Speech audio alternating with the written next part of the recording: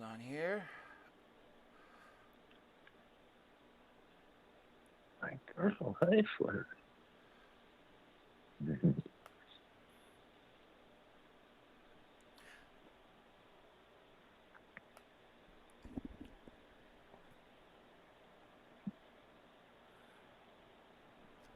All right, welcome back to another great episode of Dr. J Radio Live. I'm your host, Dr. J, broadcasting from the City of Angels.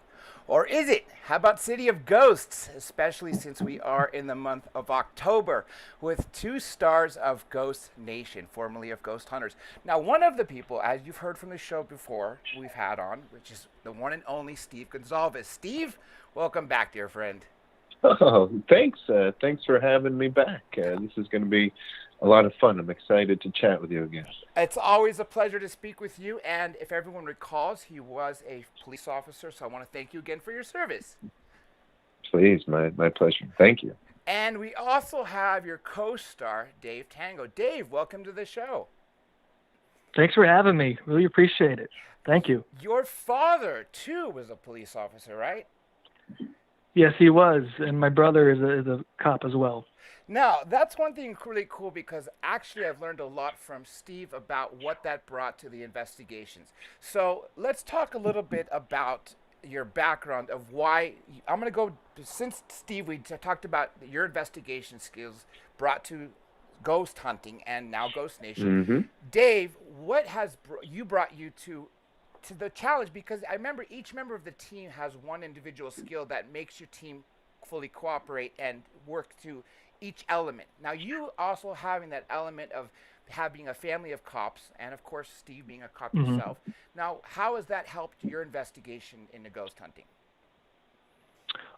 Just having that kind of analytical mindset, like you go in, you look around, you really just try to figure things out, you debunk and disproving, that's the way I was taught. My father not only was a cop, but he did this. He was a paranormal investigator, still is. And, just learning that from him, that's kind of where I started. So that's what I've been doing, just pretty much from my father.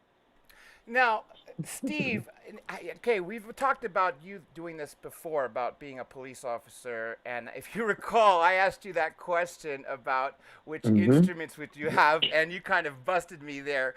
Now, let me ask you this, too. How about using a dog about searching for paranormal spirits? Is that possible? Sure. That's we actually have talked about it on Ghost Nation. We haven't done that yet, but in our previous work on our last show, we actually had a dog with us for about 2 or 3 seasons. What ended up happening is she started showing some signs of anxiety, and it wasn't fair to keep her investigating with us. So she, that's why she sort of parted there. Jay actually took her. She lives with Jay now. But yeah, there's no, definitive proof that, they can sense anything paranormal, that sort of thing. But there have been studies where they'll, ionize the atmosphere and raise the EMF levels and in certain rooms, that at least the electromagnetic fields in certain rooms, and the dogs will sort of look around and act a little funny in those rooms, but we mostly used her as it was great, because if we were doing something outdoors, or if we were doing something somewhere,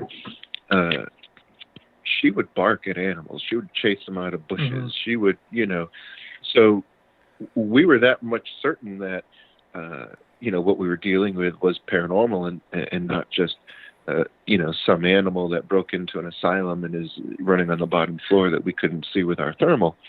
So that became pretty valuable. But I will say there were a few times when she would sort of act a little goofy, and then all of a sudden we would get a door slam, or, there was one case when they had her in, I believe it was an asylum, actually. Forgive me for forgetting the exact location, but she actually jumped back and alerted to something before we caught the imagery on our camera, which was quite fascinating. And that made it into one of the episodes. But That's a good question, and one I think, that obviously I had a long answer for it, but that was, I think the dogs are, yeah, I wouldn't bring them all the time, and and I wouldn't consider it definitive proof of the paranormal. But if you want to use it as a little bit of a tell, say, for you to spend a little more time in a spot or something, I think that's fine. The reason I think it's just great having a dog on set, honestly. Yeah. It's a morale boost, for everybody. So here's Maddie, here's the dog. Love it. True. One of the reasons I bring that up is I'm sure you're both familiar with Skinwalker Ranch, right? Mm-hmm. Oh, yeah. Mm-hmm. Absolutely. Now, the reason why I love that place so much is because it ties in all sorts of paranormal. We have disembodied voices, you have shadowy figures, you also have, UFOs in the sky, even Bigfoot creatures. And through the different owners, which the current one, Brandon Frugal's on, dogs are actually some of the best equipment that they use. So that's why I brought that up. Now, we know this Saturday is the season 2, episode 7 premiere. Can we talk about that a bit?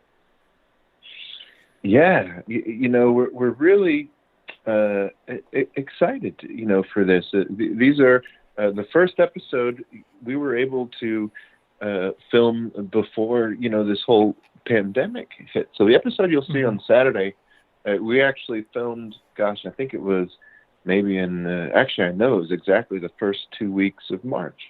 And then production, shut us down, and, Discovery Channel said, and Travel Channel, of course, the network we air on, said, hey, for the safety of everybody, we're going to stop all of our shows, not just for our cast members, but we're helping, we're certainly not helping the cause by running around the country and all that sort of thing. Mm-hmm. So they put us all down, and we stayed down until, I think early July or so.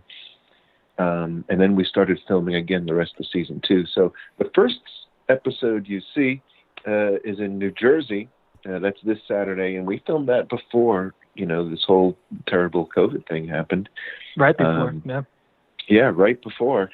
And the rest of them you'll see, though, the ones airing the week after and our Halloween special, those are all post, during, while we're in the middle of it. We actually were filming just yesterday for you guys season 2. You actually beat the following question. That was something that people have raised in the chat, because I do know through other people I've spoken to involved with television, whether it be reality stars or even people involved in, acting, right? They're all still shut down. So the fact that you were able to do something is remarkable. Now, you do have a 2-hour special on Halloween night. What's that about? Excuse me. That came about, I'll come out right out and start with the fact that, we're working with Amy and Adam again, Amy Bruni and Adam Berry on this episode. And that's not a whistleblow of any sort. Travel Channel, already released that information. But Amy, and Adam and Tango and I and Jay, we talk all the time. Tango and I are lucky to see Amy and Adam a few times a year and hang out and catch up. We've always said when the opportunity, presents itself, we need to investigate again together. And if it doesn't soon, let's make it happen, And so we did. Travel Channel was like, if you guys want to do this, that would be awesome for, your fans and for the show. And we said, all right, let's do it. And Amy, Adam, of course, we're on board. And I'll say this, and then Tango, if you want to add anything, it was way more fun than I think any of us really anticipated. We knew it would be fun, but there's always challenges when it comes to television and different investigation styles and that sort of thing. But it was the most fun I think we've had in a long time. And it was 2 weeks running around Seaview Terrace, a huge mansion. It was really awesome. It was a lot of fun. Dave, I mean, what's any your chance opinion on that? to Yeah. any chance to see them and hang out with them, I'm there. Those two, they're fantastic people. I love them, and to get to investigate with them again, it was just like, it's like riding a bike. Just get right back on. You know what I mean? And it was like nothing ever happened. Like, it was like time stood still. You know what I mean? And right back to the jokes, right back to the old, the old times. And it was just a breath of fresh air. It was great seeing them. And honestly, we needed the help. They were there. They were nearby. And Good we point. needed the help for this place.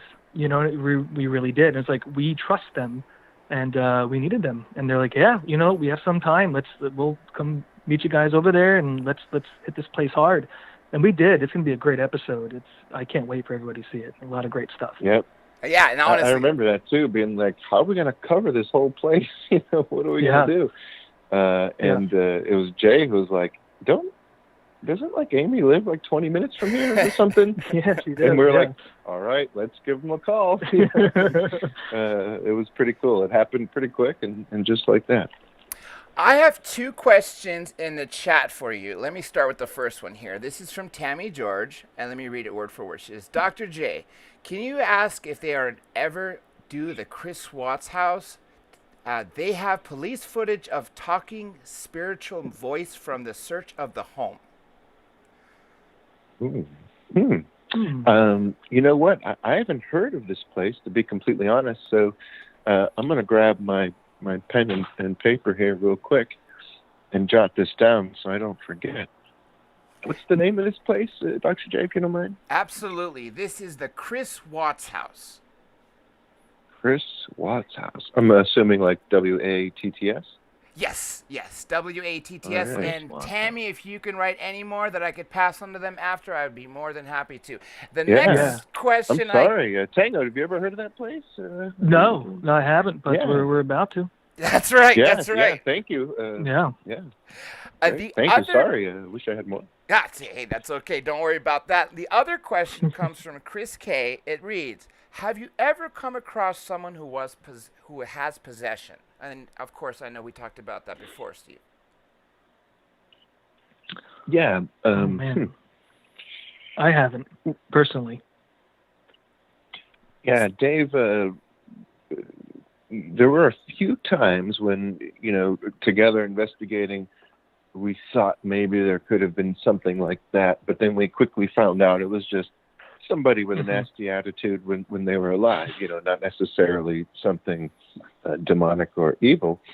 But, I'm a bit older than Dave, and with that comes the opportunity for, to accumulate more cases. And that type of haunting is quite rare, to be honest. There are a lot of people who may misinterpret what they're experiencing and think it's, demons. But for the most part, most demonologists I know and trust, said you may run into something like that, a legitimate inhuman or demonic type of haunting. And demonic may just be a word to categorize it. You can take that as just a dark energy, something nasty, malevolent, whether you believe in religion, that type of religion or not. But for the religious folks, they would consider it a demon, But that's very, very rare. 10 every, maybe 1 in every 10 or 15 years. I'll say there have been cases that I have been to where I believe there could have been something, if not inside somebody, but definitely influencing their behavior, something other than their own mind. And that's been with, TAPS and some other investigators. But it's very rare, so I don't anticipate coming across that too often.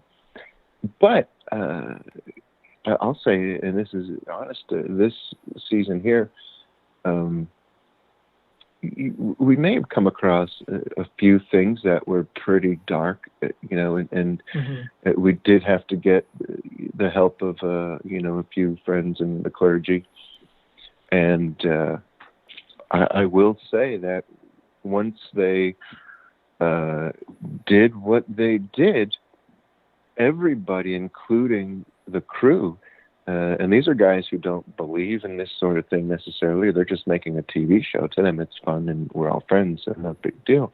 But some of them really do believe in this, and everybody from top to bottom said, I don't know what just happened, but look at this house. Things are like sparkly, and everybody was happy, and Big just difference. like big difference. And even the homeowners, the first thing they said when they came back in, they said, and I don't know if I should say this information, but to be honest, they were, kind of at each other a little bit in terms of their relationship. You mean As soon as they walked, anxiety-wise, or it kind of picked up like anger between them, or? I'll let the episode, tell that story, and I don't want to paint a picture of them when you watch it that isn't quite necessarily true. They're, I don't know if it's necessarily that, but you could tell there was some tension there, where it came from. I honestly don't know. But when they walked in that house the day that we revealed to them, the first thing they said is they're like, we're smiling, we're laughing in our house. Yeah, they lit what up. is happening? They lit up, and I tell you what, it wasn't like that before. And I'll say it was, Reverend Bean, Billy Bean. It wasn't like that before. It wasn't, and I don't know what else to say about that other than. I mean, they didn't even know that he was in there. Like they just came in, right. Not even realize we even brought somebody in. And they were like, "Oh my God, I just feel different in here." And that to me is amazing. I've never seen that myself personally, and that was like, okay, there's something to this. This really works. It was pretty crazy. I remember you saying that too. I remember you saying, like, hey, I never saw that before. And we worked with other clergy, and certainly in season 1, in the, Reverend Bean as well. And even though I do believe what he did may have, in the past, but I hadn't felt that really either before recently. So that was cool. It was really cool. To say it's a demon, I'm not sure. He certainly seemed to think there was something there in that regard, and what he did seemed to work. Whether that's a demon, How many times have you guys gone to a place where after you left, the activity started to spike? After? Great question. That's a great question. Yeah, I would say 20%, 25%. Ooh, wow, a quarter. Yeah, I mean, if not spike, but continue. I don't think we've ever left a case and things have gotten worse. But continued. I actually just got a really sweet message not too long ago of a client from this case who said, or not this case, but a case in season 2, who said, I can't believe it. Thank you so much. I can tell you guys really care. And we did what you said to do, and we've continued to take that tutelage and bring it to the next level.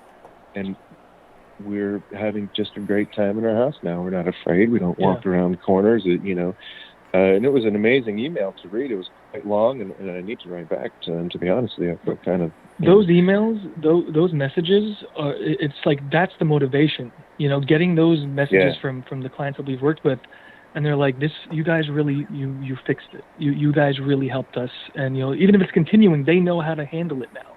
And that's the biggest. That's the big thing, and that's, to me, it's just why we're doing this. We're helping people. We're helping not only people but the paranormal groups. And everybody's learning from each other, and it's just that to me is what it's all about. Helping them.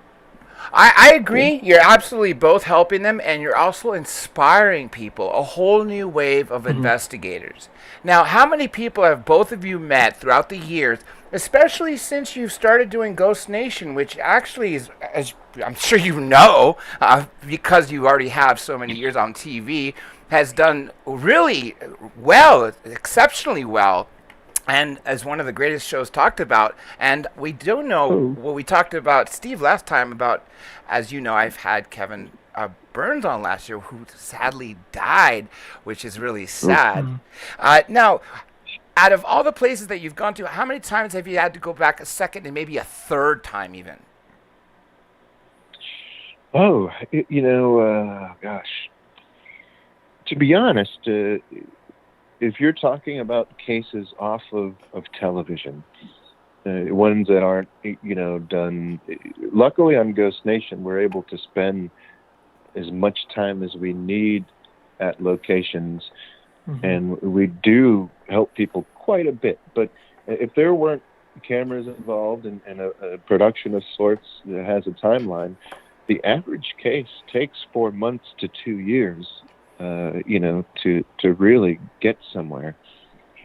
Sometimes it can be much quicker, but realistically, a lot of the cases that we work with these local groups and local teams, those local groups and local teams still have to continue, with aftercare and continued visits and that sort of thing. But they take the foundation that we sort of set for them, and they roll with it in that regard. But right, I would say we're not ghost that, banishers. We right. don't. We just give them the information. We tell them, here, this is what's happening, and we tell them, what they can do to take back their house. But, we don't do that personally. You identify. Could, yeah, exactly. You identify, right. though. That's one of the greatest things. That's why people call on you. Oh, yeah. And there are things that we can do to help things move and get, but there's no way that you can definitively or say that, that's happening. But, if it's residual type of hauntings, you can sometimes pin it down to a timeline to when somebody acquired an item, and then systematically remove items from the house, put them in storage, until the activity stops, and then that one certain piece of item, that you acquired may have an attachment, that sort of thing. So there are ways where you can maybe, get through things, and a lot of times through the education that we give people in terms of what they can do, and even what we do there, sometimes the hauntings stop and they go away, whether we've helped them move on to where they need to go. Recently, we just had a case where we let them all know that these buildings were going to come down, and they needed to go see their loved ones and go to somewhere else because they're just going to be roaming a land now, that sort of thing, and things like that. And sometimes they'll identify with that, and you never know. You honestly don't. Nobody does. But we try, and then we follow up and see what happens. I mean, there are places that we just loved so much too, and we've had our own personal experiences that we want to go back and see what's going on, and maybe even have an experience again. That is a big part of it as well. Absolutely. And now, because equipment's changed from, actually, as you both know, Moore's Law, every 18 months, technology doubles in the space of 512 gigabytes to a terabyte, et cetera, et cetera. And since you've gone back, I would assume the equipment's better than before, from years ago. And you have more money to get more equipment that the studio, I'm sure, put in. So I would think that you find more. Am I right? We have been very lucky to get a lot of good evidence and some new equipment.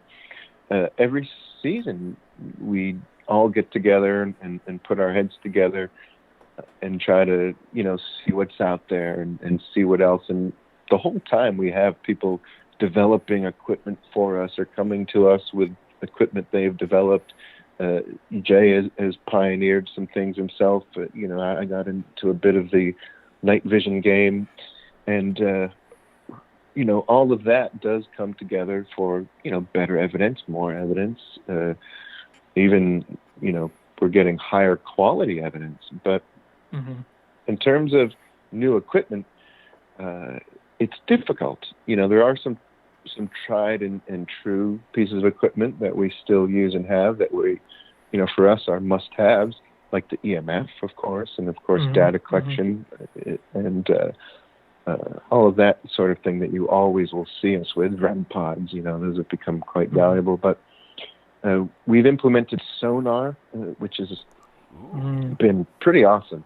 And a mister, which lays out a low-lying mist that, if you're lucky and something with mass moves through it, you'll see, its trail. And that has actually worked out quite nicely. Mm-hmm. But I think the best piece of equipment we've been able to get our hands on is a mobile sonar that gives real-time and extremely accurate visuals that are there right in front of you. Solid piece of equipment. It's solid. It's awesome, and it's handheld. You walk around with it, and it has been quite useful. And we've actually been able to get some great evidence with it, and I can't wait for people to see it. You can literally see when something moves in a room, when it comes closer to you.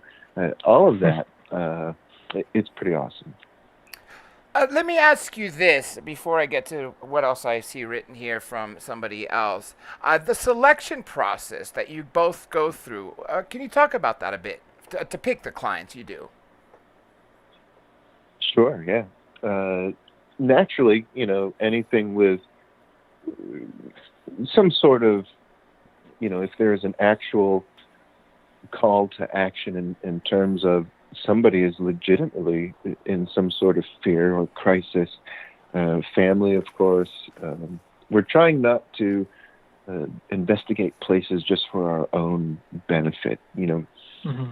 It was a lot of fun to chase the best piece of evidence, and to get that one piece of evidence that would change everybody's mind. We all want that, and that's a lot of fun, but that's not really helping anybody other than other paranormal investigators. And if there is some huge breakthrough someday, maybe we will help, a lot of people. If we can prove the afterlife or communicate with people for somebody, that would be quite amazing. But nobody's there yet, I don't think. So I think all of that points in that, that's. But that with the current state of the equipment we have and everything, it's all in a good place right now, and it's pretty exciting, I'll be honest. Okay. Yeah, especially go ahead. If there's children involved as well. I mean, if there's like something like that, that's number one on our list. If there's some kids there that are going through some stuff, we'll be there in a flash. Yep. And a local team that needs help, that doesn't quite know where to turn. We focus on that also. Either one, even if the team is like, hey, I'm not necessarily sure it's a ghost, but I don't know how to help these people because they're convinced. Mm-hmm. That's just as valid as all of this crazy stuff is happening and we don't know what to do to help this family. Either way, it's helping the family or the business owner or whatever the case may be. That's what it's all about. Not necessarily if we'll get evidence or find a ghost. But with the current state of equipment and our techniques, we've been very, very lucky that we've captured a lot of great evidence. And that's the exciting thing. That's not our focus, but through, just enhancing our techniques a little bit and the new equipment, it's yielding some of our best evidence to date. Let me read this question here. This is from Lasha Senyak. She actually has two, so this is the first one. Do they often find that demon activity is associated with ghost activity? I am wondering what their impression is of what a demon's attitude is toward a ghost. Weird question, but always wondered. Steve, I'll let you take that one. That's actually a really good question. There has been evidence and some, patterns that, suggest that there could be both in the same type of haunting. And we would call that a layered haunting, where it could be a residual and an intelligent type of haunting. It could be an intelligent type of haunting with a demonic presence. It could be a residual haunting with also a demonic presence.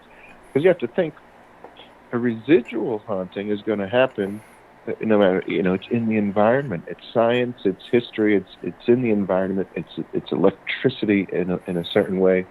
It's there and it's tangible, and that's going to happen no matter what. So to put this in terms that sounds kind of silly, but if you're a demon wandering around, or however the mechanics, however it's to happen, that residual haunting is going to happen no matter what. Whether there's a demonic haunting in the house or not. If Uncle Fred is seen on the stairs at midnight every Friday of the 6th month of the year, he's going to happen. That's going to happen no matter what. Mm-hmm. So it is possible for sure. Is there definitive proof of it with anything in this field? Not yet, but I do think it happens. This is her other question, and I know, Steve, I've talked to you about this in the past. At least I've asked you this, so I'm going to start with Dave on this. And by the way, if you both have noticed, feel free to jump in at any time, both of you. Yeah. Okay. Yeah, we do. Yeah, exactly. So this is again from Lasha. Have they investigated the Bothell Hell House, and that is the Seattle house? We have not. No, we've been to Seattle. But we have not done that house. In Seattle, we did the Underground, and we did a private residence, and we also did, I forget the name of it, but it was an asylum or a state hospital of sorts, just north of Seattle, maybe 20 miles or something like that. I mean, any reason to go to Seattle, I'll be there. It was a great city. Yeah, great city. So here's another one that I'm going to have to write down. Because if it slips, if it's not in my head, I want to get it in there. Okay. Do you have that there, Dr. J? I do. Bothell Hell House, and if you remind me as soon as we're done, I will put you in touch with the owner. Oh wow! Yeah, so yeah. Now, is it really called the Hell House? It's got a long history of it. It's definitely something's there, and it's actually ruined a relationship between the former owner and his wife, and it got pretty violent to the point where even once the owner left, he was still being attacked, if you could believe it, to this day. It's kind of bizarre, but it's really sad. Okay. This is another one, and I hope you guys are enjoying the questions from the chat, which I'm sort of deviating from my natural, but I always turn to the audience first to, overtake mine. Okay, this is the next one, and this comes from Off-World Adam. Do you think extraterrestrials could pose as entities or demons? Oh, that's an interesting question. Geez. Yeah. Indeed. I'd say if the technology and what they're doing is as advanced as being able to have interplanetary travel at the speed and distance that they would need to, that they could probably project themselves as anything, whether that's a solid hologram or actually their own imagery. I would think that would be possible. I mean, technology is almost at that point now. They have holograms that move and from a distance could be, at least appear to be somewhat, tricky and convincing. I could imagine, if the technology where that is, and you could have, hyper drives and all of that sort of thing, then, I think that could. Dave, that's a question. I mean, it's right up your alley. I mean, this whole time, it's aliens messing with us, the whole time. I mean, I don't know. I mean, I've never met an alien. I don't know what they can do. I assume, I agree with Steve, they could probably do anything they want. I would say it's possible. I can't say it's not possible, but yeah, I mean, bring it on. Love it.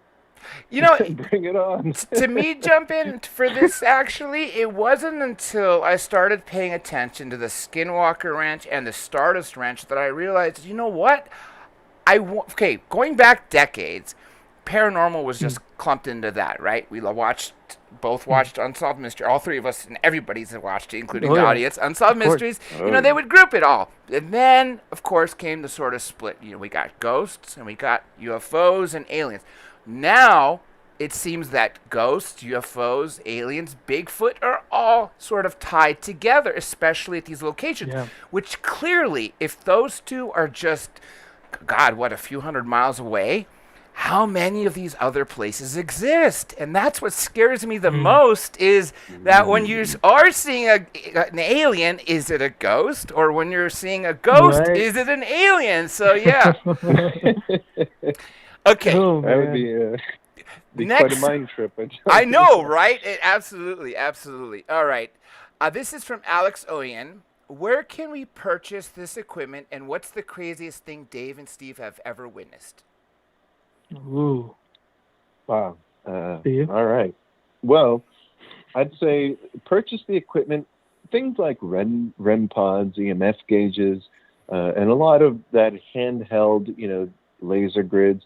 You can get them at ghoststop.com or digital dowsing. There are a lot of websites out there that have that. Chris Fleming has a website that has a lot of good equipment on it. But the handheld sonar that we use and walk around with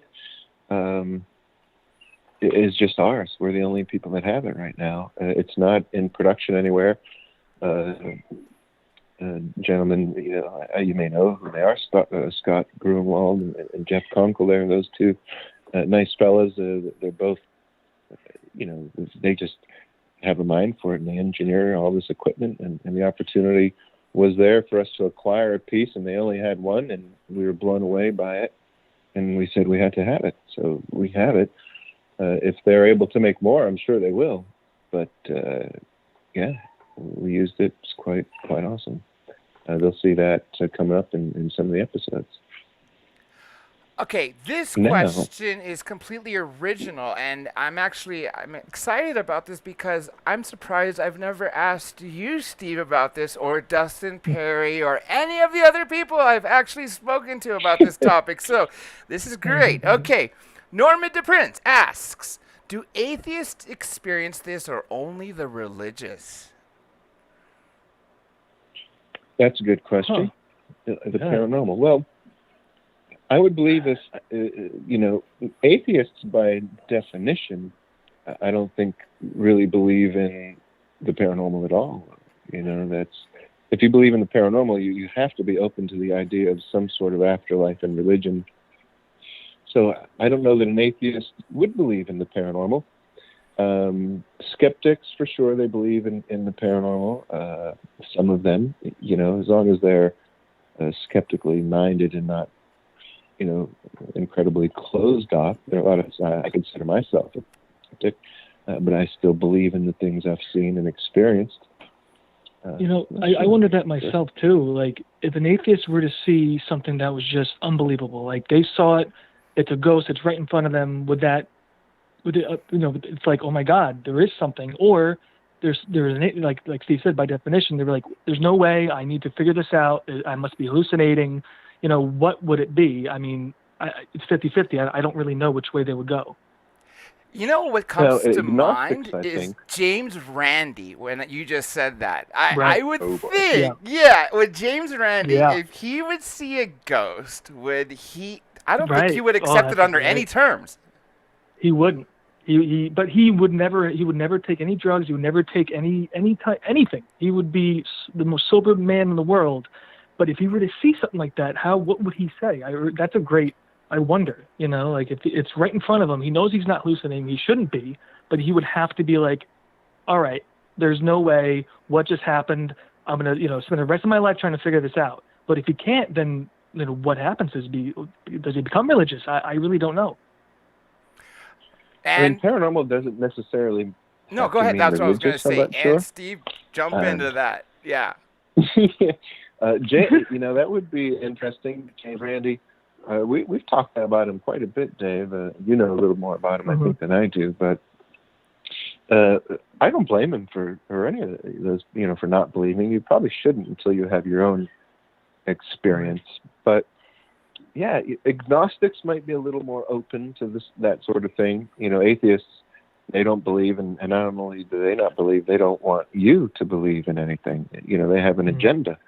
Whereas agnostics are just kind of, I don't really believe, but, that's cool if you want to. It doesn't matter to me. Atheists are like, whoa, what's wrong with you? I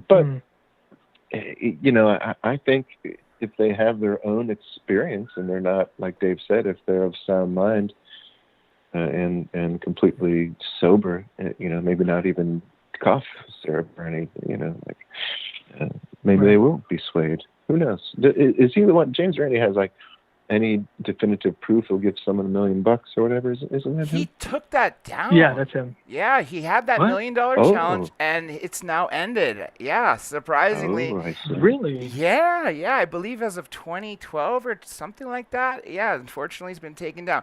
Now, Steve, you mentioned being a skeptic, and that's an important thing to talk about because there's a big difference between someone being a skeptic and someone having an agenda, such as people that I've had debaters. As a matter of fact, before Stanton Friedman passed away, I had him debate Robert Schaefer, for instance, or Michael Shermer. These people have an agenda. No matter what, they don't want you to believe under any circumstances. I think now, as you both have seen, there's a Gallup poll. This has to do with UFOs, not UFOs really per se. It has to do with people believing, is there life off this planet? Now, 68% of people participating in this poll say yes, they believe there is life on other planets. Now, whether this life is intelligent or has come here, they haven't gone it so far, but that at least has gone more than further up than 50%. What do you think this applies to ghosts? If you were to guess, I mean, obviously I don't know of any Gallup poll, but how many people, if you gave a percentage, just curiosity on both your ends, what would you say of the population? That's a good question. Right now. Right now, I'd say, 20 years ago, maybe 30%, maybe 25%, 20%. But nowadays, I would say maybe 50, 60%. I go above the people 50. I encounter. Yeah, probably above. We run into people all the time, every day that tell us their ghost stories, and I think it's quite a bit. Yeah, I do.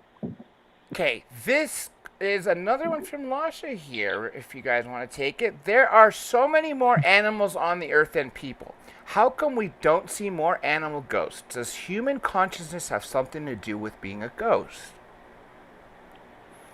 We just did a case where there was a claim of something kind of crawling around, and we tried to investigate it. But yeah, no, we hear those claims. Actually, what's kind of cool, my neighbor right next door, she showed me a picture.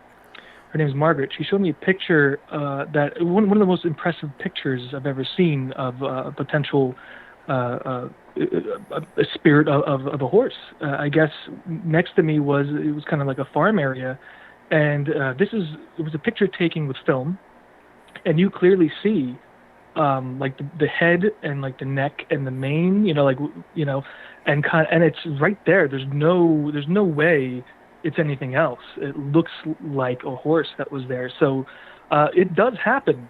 We do get claims like that, and I believe it. I mean, they have souls. They're made of energy, and it does happen. I don't know why. I would never want a precious animal an innocent animal to be stuck, on Earth, not knowing what's going on. But I do believe that you will see them sometimes. One of the main animals that comes to my mind, again, because I've paid a lot of attention recently, again, to the Skinwalker Ranch, because there's been more interest since Brandon Fugel bought it, which is the current owner. And it reminds me of when the previous, not the 2 owners ago, not the billionaire before Brandon, the guy, when he first came there, the family, they found a wolf. They said it came up to the chest. And after, when the family looked through different photos that was presented by Jeremy Corbell and George Knapp, they pointed to a dire wolf, which has been extinct for approximately 10,000 years, I believe. And they shot at the thing. And it didn't, at first they pet it. They thought it was completely normal. They pet it, and then it jumped to one of their cattle and started at the calf and literally bit on it. And it took a couple shots, and the wolf didn't even respond. Then they took a larger rifle, shot at it. A chunk of flesh came out. The wolf again didn't respond, just calmly walked off. Once they got to where the wolf ended up going to, they saw that it just completely disappeared. So that's why it's another animal that, is clearly of a ghost, I would have to say. Because if it's something extinct, how does it make sense that A, it doesn't respond to bullets, B, it disappears, and C, hasn't been seen for 10,000 years. Yeah, But it was shot, I mean, like a chunk came out of it? Yes, and So get there was this. like blood and all that? No, when the chunk came out, this chunk looked like it had been out in the sun of rotting flesh and putrid smell. We're talking like really, really old. Crazy, crazy story. And again, this is all documented from the multiple people that have been to the ranch since, and the team of people that are still there. And it's a story that's well known, and it's kind of, I think that would be one of the things that would be the first thing that would make me get off the ranch, and I was very shocked that the owner stayed on there. Okay, this question, I know we've talked about this before with Steve, but again, I'm going to ask this to both of you because Tammy's asking this. Are they friends with Zach Baggins, and have they ever worked together? We are friends. Yes. 100%. We get asked that quite a bit, Dave. Yeah, we do. Whether it's people on the street or at conventions or signings anywhere, we get asked that question quite a bit. We're definitely friends. We've had many conversations, nights of hanging out. We almost worked together on a project at one point. He's been always been really cool to us, really nice.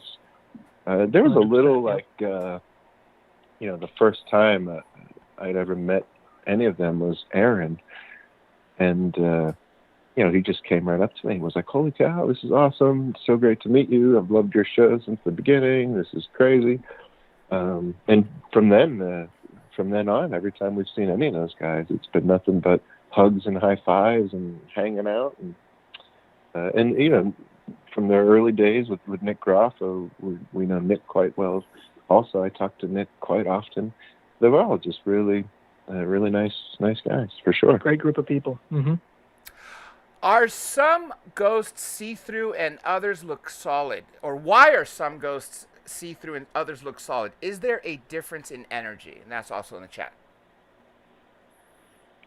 That's a good question. Gosh. Mm-hmm.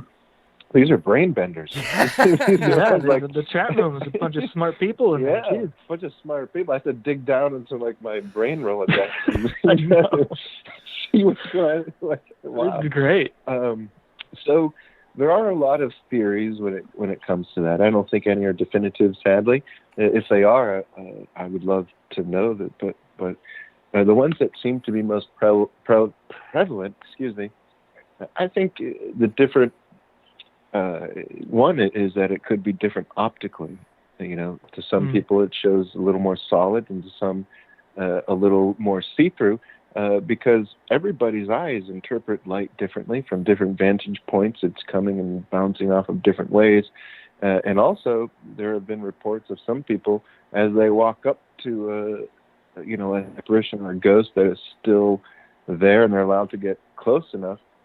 It's almost like it disappears and they get a little closer and they, move 2 steps to the right and it's back and it's bright, and they move to the left and it's kind of faded a little bit. So it could be something optically, that there's sort of, our eyes just are weird with it. There's a theory that it's the different, energy in terms of its manifestation point. Some people may see it, a little less, it looks a little more see-through. But if they're not investigators, maybe they've taken off. Maybe they're scared, or something. Who knows? But if they had stuck around for another minute or so, perhaps it would be much brighter and much more solid because It's accumulated more energy.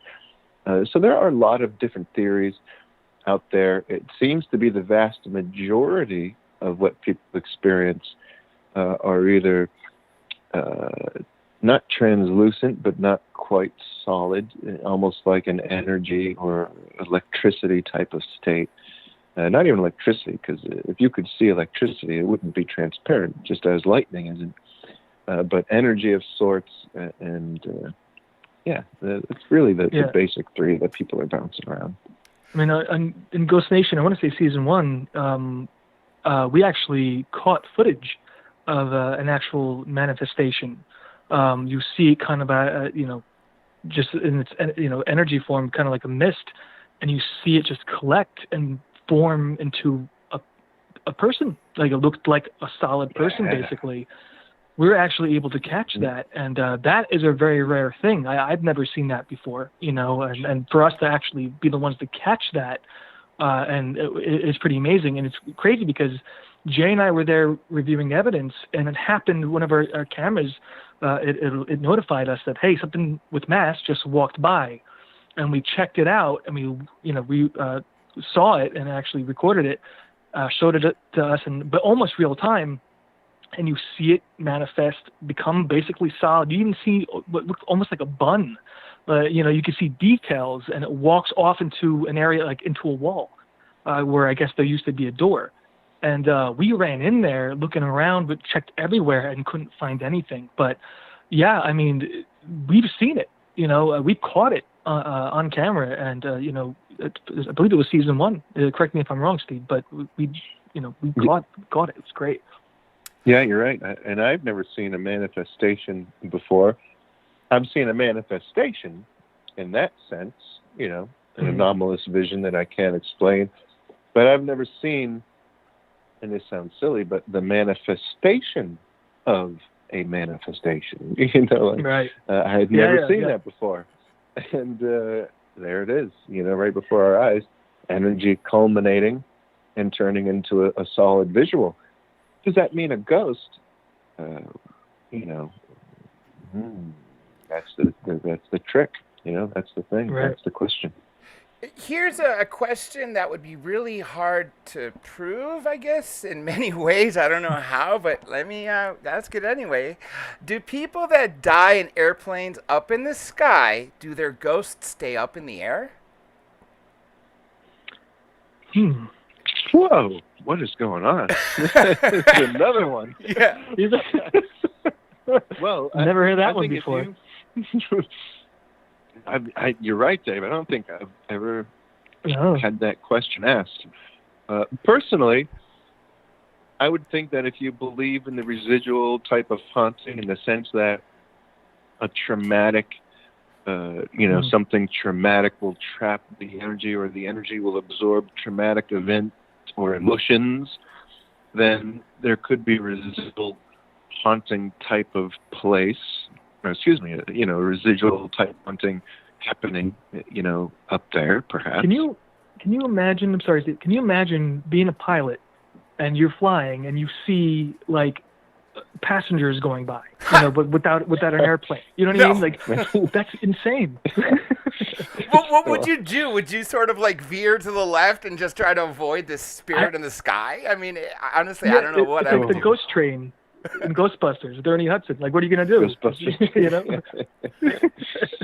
Oh, man. I mean, it could happen. You never know. But on the other side of that, if it has intelligence, why would it want to stick around up there? I feel like it would be like, right, I'm going to go to where my home is. I'm going to go to my house. I'm going to go to a place I love and remember. I'm going to go, It would have to be residual.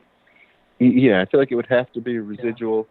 And, yeah, that's it. I would think residual hunting, perhaps intelligent type of hunting, most likely it would go to where it needs to go, or, where, I'd feel terrible if they have to stay up there, even if there is intelligence to it. Can you imagine that? That would be awful. Like, why do I have to stay up here in the sky for the rest of eternity? Right. That sounds terrifying. I would hate it. He loves flying. I would hate it if I was the spirit stuck up there. But I would think that if you were in the realm, maybe you would have the ability to travel. But then again, maybe not. Because when you go to homes, aren't they sort of staying there? Right? So, okay. Yeah.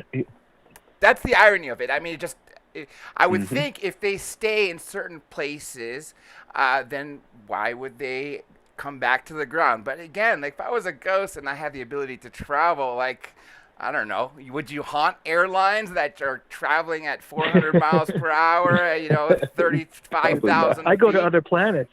I'd look for aliens. Yeah. See, I'm a skydiver, right? And if I was in the sky and I jumped out of the plane and I started seeing spirits, I don't know what I'd do. I'd probably open my parachute right away. Here's a great question. This is from Third Phase of the Moon. They're Blake and Brent Cousins, the owners of the world's largest YouTube channel on UFOs. And this is a request for you and a question.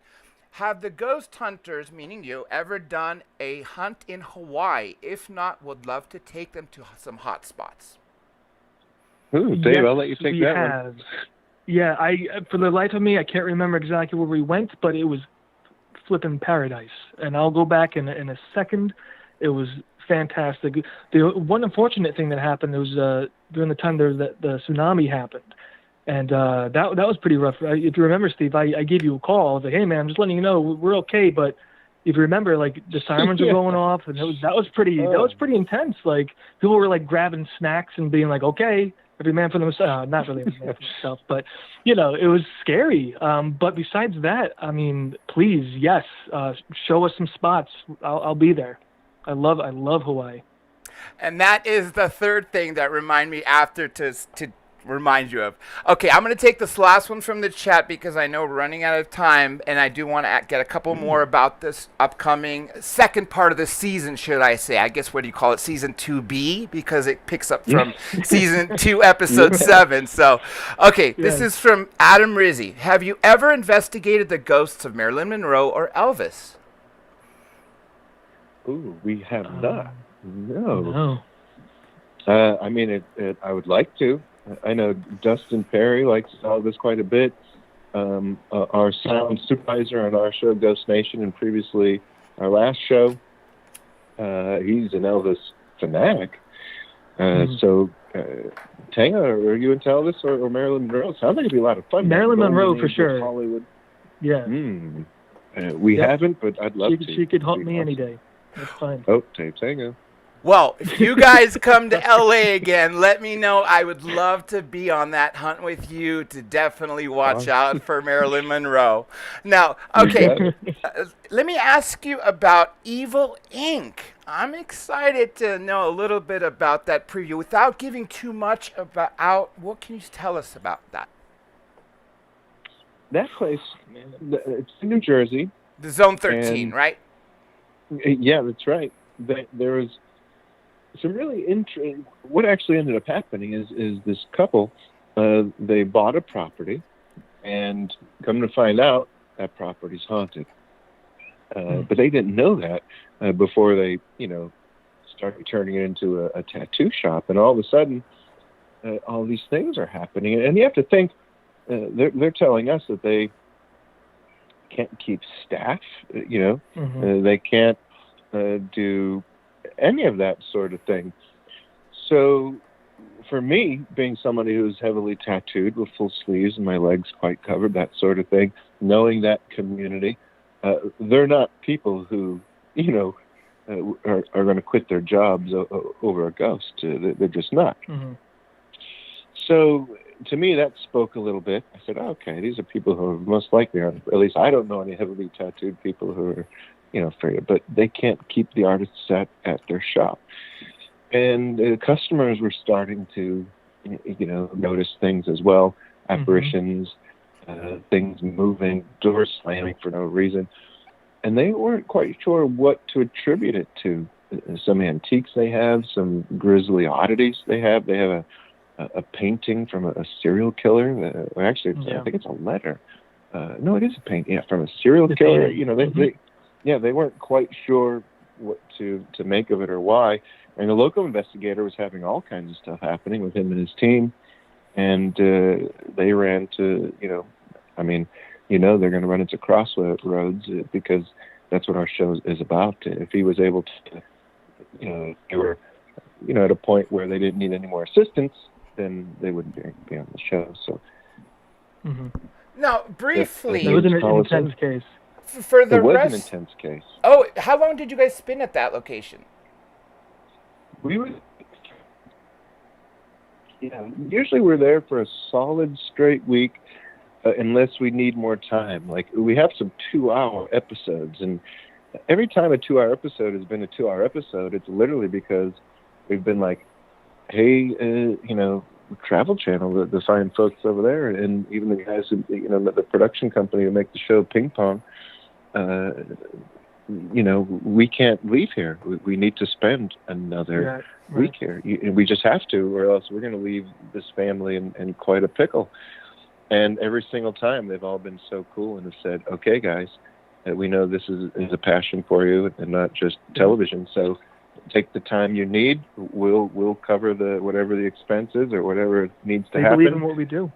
They believe in what we do. That's the right way to put it. They believe in what we do, and they support us, and so we spend the amount of time that we need to at each location.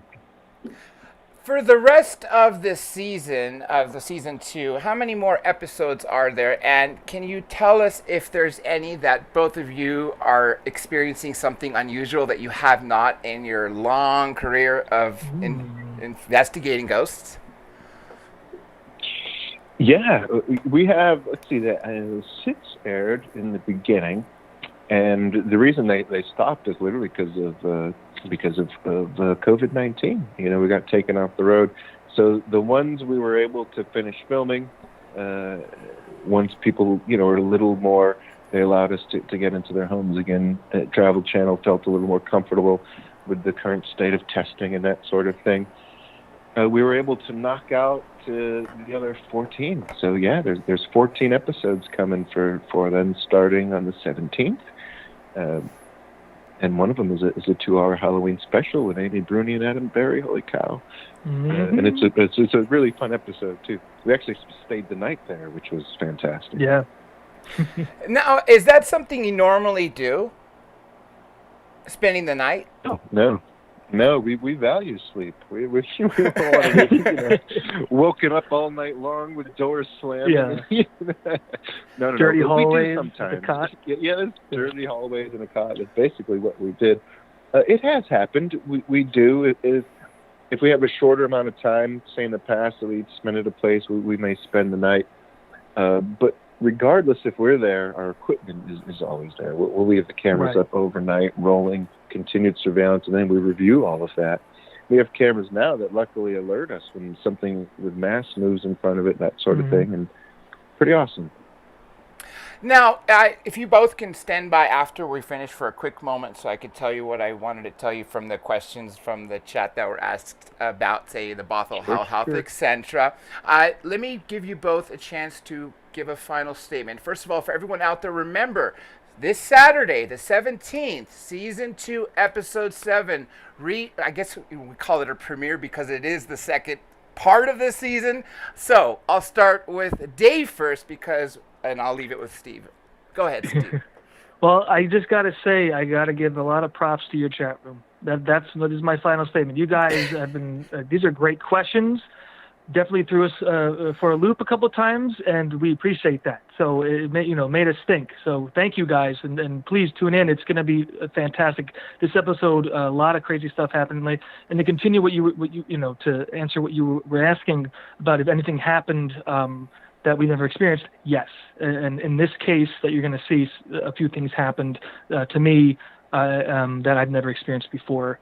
So yeah, it keeps happening, so yeah, guys, a lot of props to you for the great questions. Steve? I'd say thanks first to everybody. Dave's right. Great questions. Dr. J, thanks for having us on. It's always a pleasure to talk to you. October 17th, 9 p.m., we start back up there. And we're excited about this season. This show means a lot to us. It's a bit of a passion. We do believe we're truly helping some people and giving some proper education out there, and hopefully scaring some people along the way. We still have people telling us that they're terrified watching our show, and that means a lot too, because that's part of the fun, let's be honest, going on that ride. It's fun for us when we're scared in the moment. You might as well have fun with us, So thanks, everybody, and it's exciting always to talk to everybody and see what the fans are thinking about what we do. And remember, everybody, also on Halloween, there's that 2-hour special. Make sure you spend Halloween night there because it's probably not safe to take your kids trick-or-treating or whatever you are planning on doing. So with that being said, folks, this is Dr. J, host of Dr. J Radio Live, with, of course, Ghost Nation stars Steve Gonsalves and Dave Tango, which it's always a pleasure to speak to Steve. And, of course, speaking to Dave tonight was a true pleasure, and we are officially Thank you, Dr. J. signing off.